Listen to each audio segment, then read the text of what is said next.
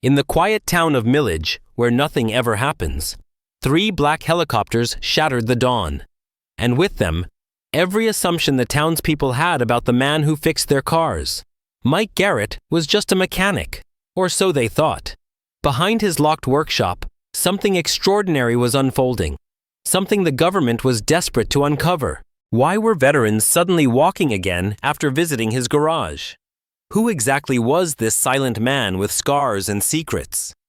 What you're about to witness is a story of healing, sacrifice, and a mystery that changed everything. Welcome to Smart Intelligence. Let's begin. Everyone in Millidge had a theory about Mike Garrett. Some said he was a recluse with a haunted past. Others claimed he was dangerous, but nobody really knew because nobody ever got close. His garage was always open for business. Oil changes, brake jobs, engine rebuilds. But the workshop out back was a different story. Locked tight. Windows covered. Lights flickering at odd hours. The sign on the gate simply read private, but it might as well have said stay away. Mike liked it that way. He didn't come to Millidge to make friends. He came to disappear. 3 years earlier, he'd purchased the old Henderson garage on the edge of town and kept to himself. He worked hard, fixed things right the first time, and asked for nothing in return. The townspeople were fine with that arrangement. In a place where gossip moved faster than the mail, Mike Garrett was the one mystery nobody wanted to solve. It was easier that way. Safer. Until Emma Taylor and her son Caleb moved in. Emma was a single mother, recently divorced and emotionally exhausted. She wasn't looking for trouble, just a new beginning far from the chaos she'd left behind. Her son, 15-year-old Caleb, had taken the move harder. He kept to himself, struggling to find his place in a town where everyone seemed to know everyone, except him. That changed the day he biked past Garrett's auto and saw Mike rebuilding a transmission out front. Something about the precision, the careful, silent mastery of it, drew him in. Caleb started showing up after school. At first, he just watched. Then Mike let him hand over tools. Eventually, the kid was changing oil, replacing filters, even learning how to diagnose engine problems by sound. He was a natural. Mike didn't talk much, but when he did, it was clear he respected Caleb's curiosity and sharp instincts. Emma wasn't so sure. She'd heard the whispers around town, strange noises at night, out-of-state cars pulling in after dark. And that workshop, no one had ever been inside. One evening, as Caleb grabbed his backpack and headed for the door, she paused. Where to? Garrett's auto. Mr. Garrett said I could help him finish the rebuild. Emma frowned. People in town say he's unusual, Caleb shrugged. He's just quiet. That doesn't mean he's dangerous. He's a veteran, she said carefully. Discharged under unclear circumstances. Some folks think, he's not a criminal, Mom. He's teaching me stuff I'd never learn anywhere else, she hesitated. Since the move, Caleb had barely spoken to anyone. This was the first spark of enthusiasm she'd seen in months. Against her better judgment, she nodded. Be back by 7, I promise, he said, and was gone. What Emma didn't tell Caleb was why she'd picked Millidge in the first place. Rumors, military families whispered about it, about a man helping veterans when no one else could. When every VA office, every hospital had failed them. A place where broken soldiers found something that felt like hope. She'd dismissed it at first. Urban legend. A fantasy whispered between desperate spouses. But now, seeing Caleb so drawn to this stranger, she couldn't shake the feeling that there was more truth to the story than anyone wanted to admit. That same evening, as Mike wiped grease from his hands and handed Caleb a $20 bill for his help, the boy asked the one question Mike hated most. What's in that workshop? Mike paused. Private projects. Can I? No. His voice was calm but firm. Some boundaries don't need crossing. Caleb nodded, disappointed. Sorry, I didn't mean to pry. Mike studied the boy's face. He reminded him of someone, years ago, in another life. A young corporal who'd had that same hunger to understand how things worked. That corporal had bled out in Mike's arms beside a burning convoy truck in Kandahar. Mike looked away. It's fine, just be careful what you go looking for, Caleb. Some answers come with consequences. As Caleb biked home, Mike locked up and walked toward his house. That's when he noticed the shadow near the corner of the workshop. Instinct kicked in. His hand moved to where his sidearm used to be. "Who's there?" Sheriff Davis stepped into view. He wasn't smiling. "Evening, Garrett. Just doing rounds."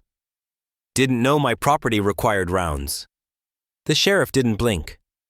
"Town's been talking. Visitors late at night. Noises from that building. People are curious." "They shouldn't be. Bill Henderson's brother, Afghanistan vet, couldn't walk or talk right for years. Then he spends a weekend here, and suddenly he's damn near normal." Mike didn't respond. "Doc Peterson's raising hell," Davis continued.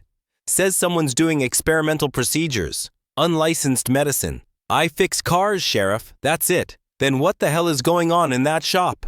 Mike met his eyes. "Nothing I'm willing to talk about." The sheriff stared a long moment. "This isn't over."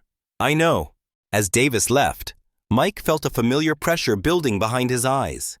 He'd seen it before, back when operations got burned and cover identities unraveled. The attention was growing. Whispers would turn into calls, calls into investigations, and investigations into raids. He had to act fast. Back inside, Mike opened a locked drawer and pulled out a secured phone. His fingers moved quickly, sending encrypted warnings to the others. The network would need to go dark. Again. What he didn't know was that someone else had overheard everything. Someone who had climbed a tree, watched through a vent, and seen things no kid should have seen. Tomorrow, the storm would break. And Millidge would never be the same. Caleb couldn't sleep. His mind replayed every word from the conversation between Mike and the sheriff. "People come to me when they have nowhere else to go." That didn't sound like a man fixing mufflers. That sounded like something bigger, something secret, something that could help people like his dad. At 1:17 a.m., he slipped on his sneakers, careful not to wake his mom. The house creaked under his cautious steps. Outside, the summer air was thick with humidity, the moon casting long shadows over Maple Street. Caleb's bike tires barely made a sound as he pedaled toward Garrett's auto. He approached from the back alley, weaving between dumpsters and tall grass. The main garage was dark, just like it always was after sunset. But the workshop, the one nobody was allowed near, was glowing. Faint yellow light spilled from behind heavy curtains. Caleb's heart pounded. Voices. He could hear them. Not just one, multiple. Low tones. Urgent. Then a metallic clank, like equipment being wheeled across a tile floor. He scanned the building's exterior. No doors, no ground-level windows. But near the roof, above the workbench side of the shop, a ventilation window was propped open, and beside it, an old oak tree, tall enough if he climbed carefully. Caleb's fingers dug into the bark as he pulled himself up, each branch groaning under his weight. He reached the limb closest to the window and crawled along it slowly, heart thundering in his chest. Peering inside, his breath caught. The workshop didn't look anything like a garage. One half of the room was a makeshift hospital. Clean beds, IV poles, monitors, sterile counters lined with supplies. The other half looked like something out of a sci-fi movie. Custom-built machines combining medical tech with mechanical design. Everything buzzed softly, lights blinking in rhythmic patterns. Caleb didn't understand what half of it was, but it was clearly advanced. Expensive. Real. In the center of the room stood Mike Garrett, not in jeans and a stained work shirt, but in surgical scrubs, tablet in hand. He was speaking with a man in a wheelchair, adjusting something on the device beside him. "You're pushing too hard," Mike said gently. "The neural stimulation protocol needs time to take effect." "I don't have time, Garrett," the man replied. "The paralysis is already spreading. I was told 6 months before it's permanent. That was 5 months ago." Mike set the tablet down. "They were wrong. I've seen recoveries years after diagnosis. but only if the treatment plan is followed exactly. The branch beneath Caleb creaked. He froze. Inside, both men looked up. Someone's outside, the patient warned. Mike moved fast, dimming the lights with a single switch and grabbing a flashlight from a shelf. Caleb panicked. As he scrambled back, his foot slipped. The branch snapped. He tumbled, catching a lower limb just in time to stop his fall. But the noise was loud, impossible to ignore. The workshop door flew open. "Who's there?" Mike's voice was sharp, military. No trace of the calm mechanic Caleb thought he knew. A beam of light swept through the yard, finding him instantly. Caleb blinked in the harsh glow, dangling awkwardly from the tree. "Caleb?" Mike's voice now held disbelief, then frustration. "Get down, now." With trembling limbs, Caleb climbed down. He landed in the grass, brushing off dirt, trying not to look terrified. "What are you doing here?" Mike demanded, stepping closer. I heard you and the sheriff. I was curious." "Curious?" Mike echoed flatly. "You were spying." "I didn't mean to. I had to see." Mike's jaw clenched. He took a long breath and looked away for a moment, then back. "How much did you see?" "Just some medical stuff. A man in a wheelchair. Machines." "Are you a doctor?" Mike didn't answer right away. He studied Caleb, weighing the risks, the damage already done. "Not exactly, but yes. I help people when I can." "Without a license?" Caleb asked softly. "It's complicated." Mike released a tired breath, the tension in his shoulders still present but lowered. "These are veterans, people the system gave up on. They come to me when no one else will help." "Like my dad?" The words escaped before Caleb could stop them. Mike froze. "Your dad?" "3rd Battalion, 4th Marines, 3 tours. Came back with a brain injury, PTSD. The VA said there wasn't much they could do. He got worse. Then he left. Said he didn't want us to see him fall apart." Mike's face changed. The recognition was instant. Painful. "I'm sorry," Caleb nodded, his throat tight. "Could you have helped him?" "I don't know. Every case is different. But maybe." Inside the workshop, someone called Mike's name. He glanced back, then returned his eyes to Caleb. "You need to go home. Now." "I won't tell anyone. I swear." "It's not about secrets, Caleb. It's about safety. For you and for the people I treat." "I just want to learn," Caleb whispered. "I want to help." Mike shook his head firmly. "This isn't a game. It's not something you can just dabble in after school. This is life and death. And right now, it's more fragile than you realize." Caleb nodded, reluctantly stepping back toward the alley. "One more thing," Mike said. "You can't talk to your mom about this, or anyone. Understood?" "Yes, sir." As Caleb disappeared into the shadows, Mike stood alone beneath the moonlight, watching the trees sway gently in the breeze. His world, once carefully hidden, had just been pierced by a teenager's curiosity. And in that moment, he knew. Containment was no longer possible. Morning would bring consequences, and secrets never stay buried forever. Dawn was just breaking when Sheriff Davis's phone rang. The voice on the other end was clipped, professional. Too calm for the weight of its message. "This is Agent Mercer with the Federal Bureau of Investigation.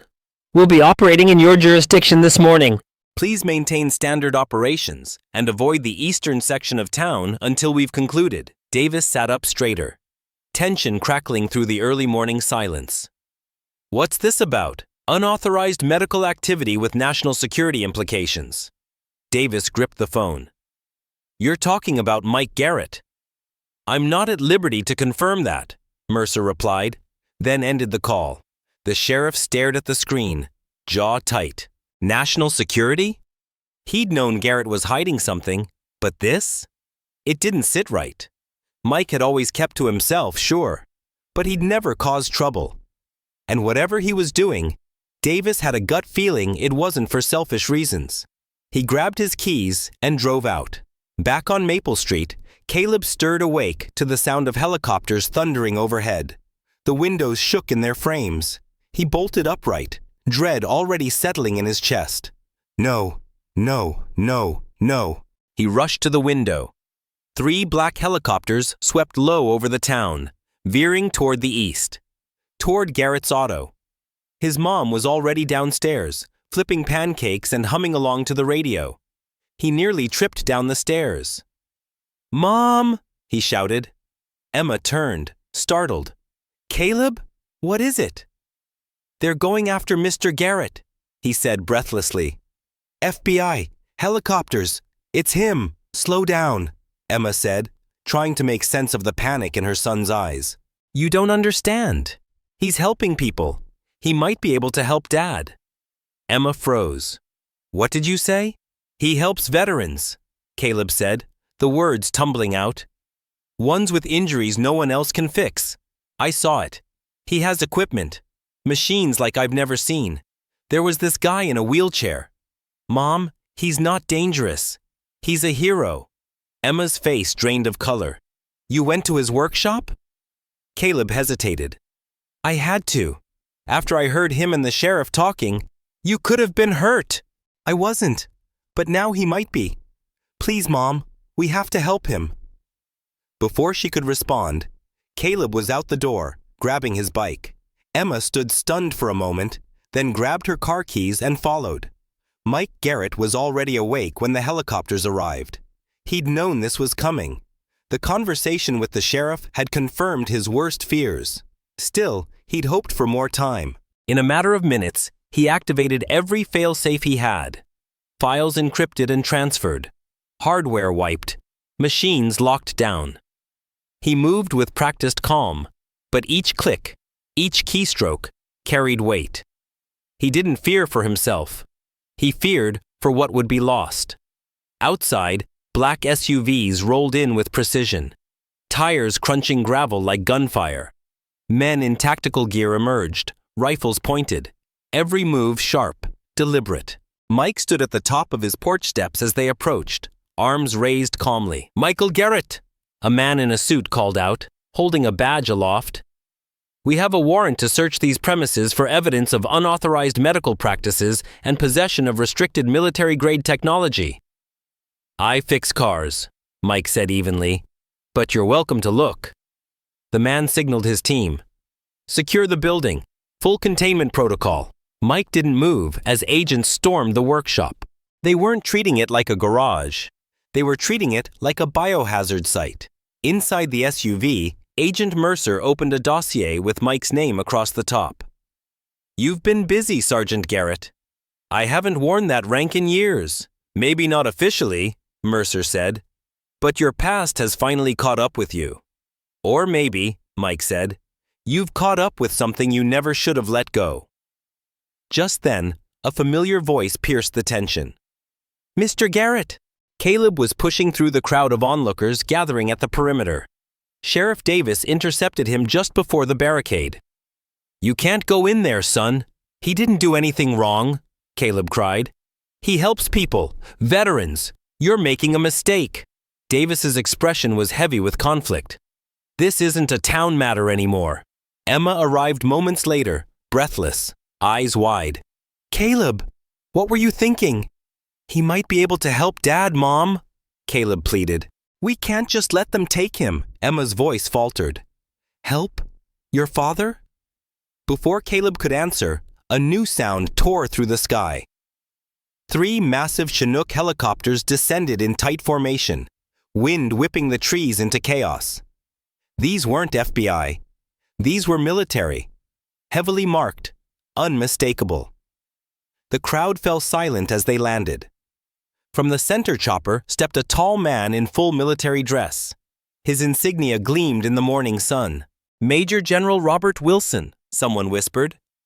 The general approached the FBI perimeter without hesitation. "I need to speak with your agent in charge." Minutes later, Agent Mercer, visibly unsettled, walked beside General Wilson toward the SUV where Mike was seated. The crowd buzzed with confusion and speculation. Mike stepped out with them. No handcuffs. No arrest. The general turned to the crowd. There appears to have been a misunderstanding. Mr. Garrett's activities are part of a classified pilot program under the Department of Defense's Advanced Research Projects Agency. His work with veterans is not only authorized, it's critical. Gasps rippled through the onlookers. Mercer objected. The treatments, the technology. He's been operating independently. Not independently, the general said. Unofficially, under direct observation. Until now, he looked at Mike.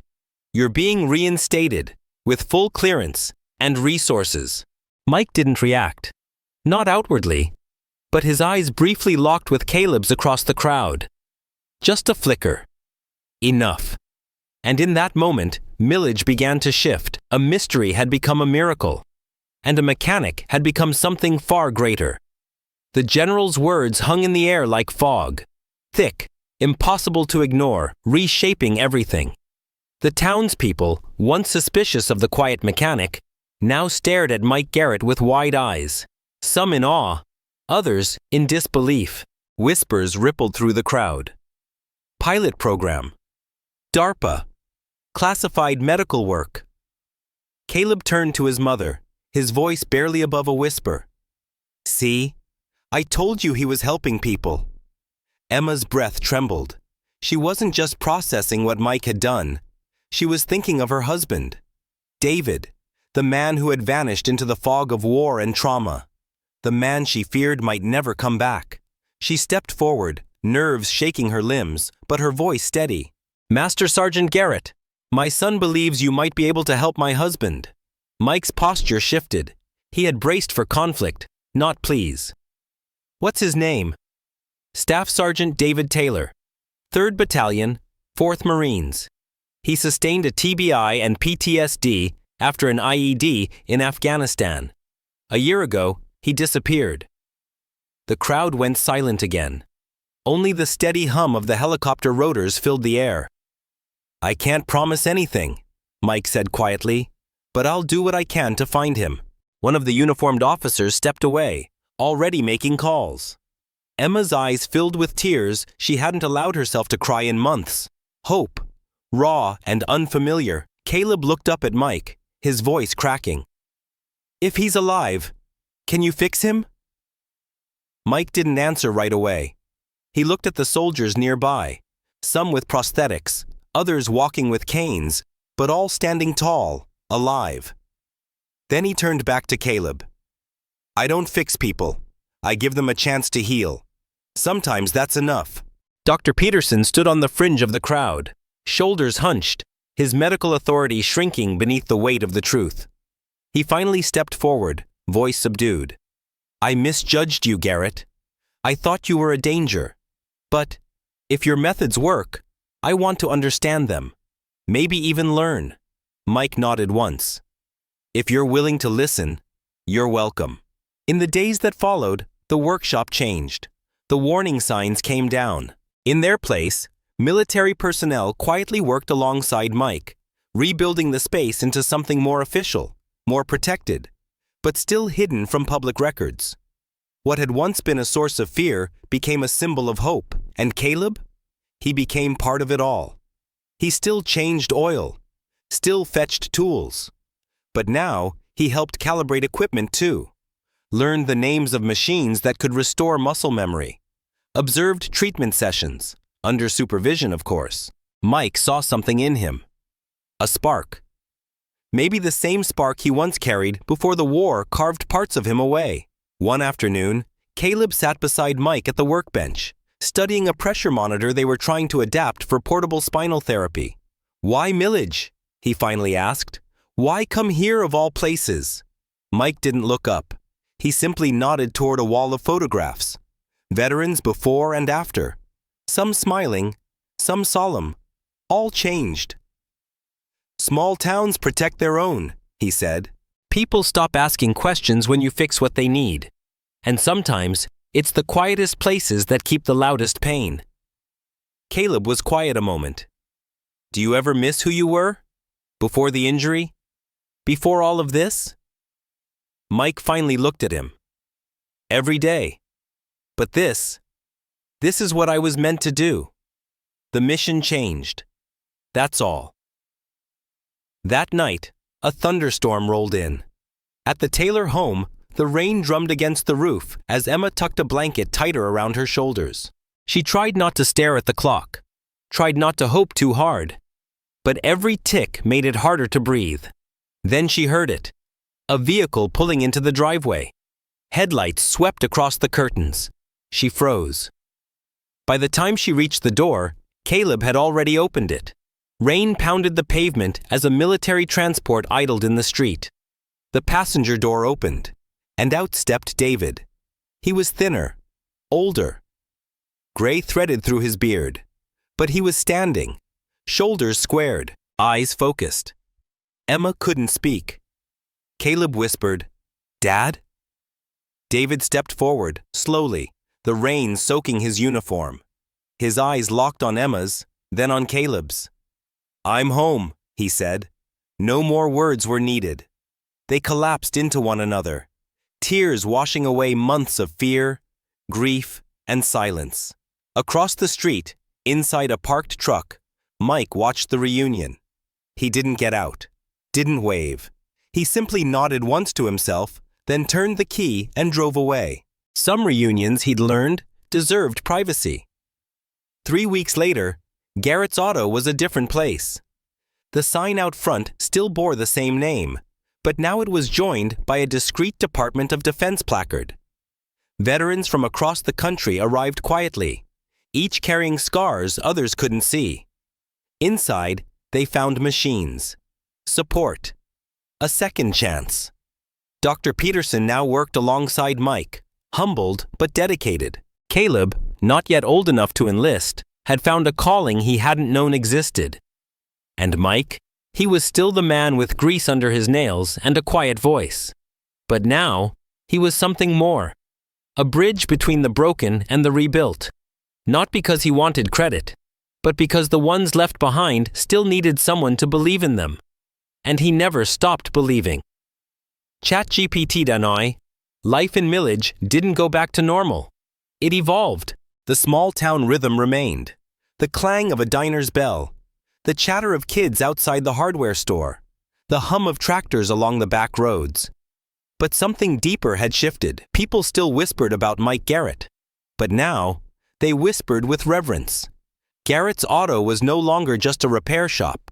It had become a sanctuary. Veterans began arriving without fanfare, stepping out of unmarked vehicles with the quiet urgency of those who had run out of options. Some walked with canes. Others barely walked at all.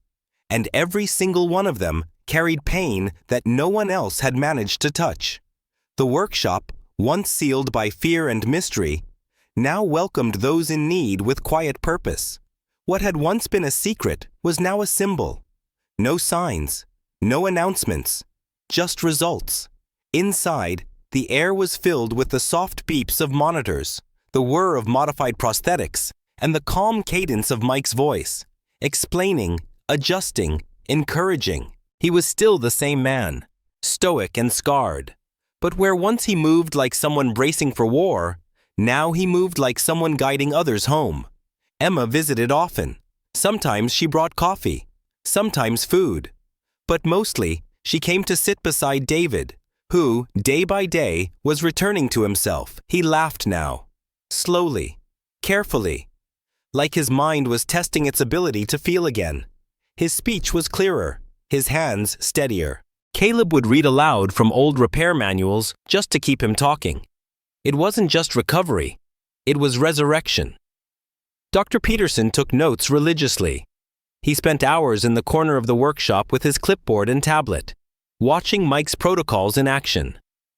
Gone was the ego, replaced by quiet awe. He had fought to expose Garrett, and now he was learning from him. One late afternoon, as the sun filtered through the slatted windows, Emma found Mike in the back room assembling a new device, something with a cranial interface and a brace that looked like a curved halo. "Is that for David?"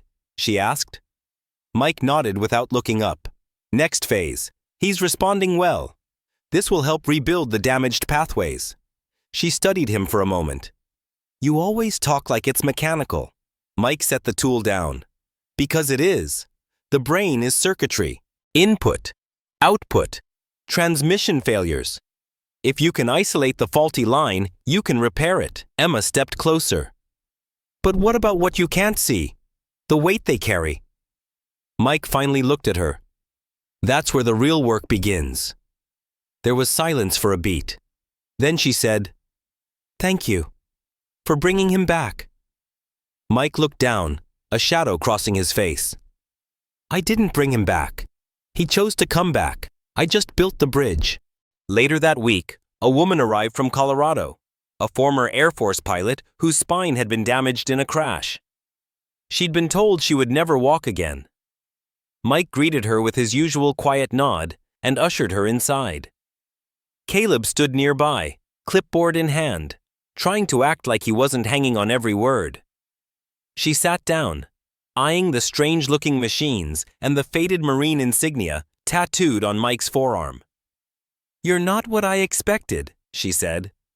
"No one ever is," he replied. After the exam, Caleb followed Mike to the storage room. "What are the chances she walks again?" Mike paused. "Chances are a guess. Hope is a choice." Caleb nodded slowly, repeating the words to himself as if trying to memorize them. That night, the storm returned. Thunder rolled over the hills, and lightning cracked the sky in jagged veins.